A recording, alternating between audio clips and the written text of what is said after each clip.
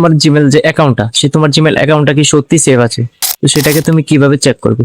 তো তার আগে আমাদের চ্যানেলটাকে অবশ্যই ফলো করে নাও এরকমই আরো ভালো ভালো ইন্টারেস্টিং ভিডিও দেখার জন্য। তো চলো মোবাইল স্ক্রিনে যাওয়া যাক। ওকে গাইস, প্রথমে আপনি আপনার যে জিমেলটা, সেই জিমেলটাকে ওপেন করে নেবেন।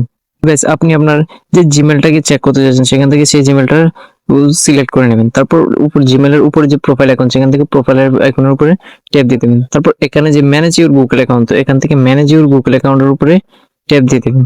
তারপর একটু নিচে এখানে যে স্ক্রল করলে একটু নিচে দেখতে পাবে যে এখানে লেখা আছে যে সিকিউরিটি অ্যান্ড সাইন ইন, তো এখান থেকে সিকিউরিটি অ্যান্ড সাইন ইনের উপরে ক্লিক করে দেবে। তারপর একটু নিচে এখানে দেখতে পাবে যে কি লেখা আছে, এখানে লেখা আছে যে তোমার ডিভাইসে কোন কোনগুলি লেখা লগইন আছে। তো এখান থেকে তুমি কি করবে, একটু নিচে দেখতে পাবে যে ম্যানেজ অল ডিভাইস, তো এখান থেকে ম্যানেজ অল ডিভাইসের উপরে ক্লিক করে দেবে।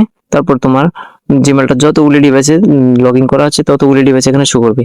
যদি সন্দেহজনক মনে হয় যে তোমার এই ডিভাইসটা তোমার না, বা তুমি কখনো এই ডিভাইসে তোমার জিমেলটা লগইন করোনি, তাহলে সাথে সাথেই কিন্তু যে এটা কিন্তু সাইন আউট করে দেবে। ব্যাস হয়ে গেছে, তাহলে তোমার জিমেল পুরোটাই সেফ।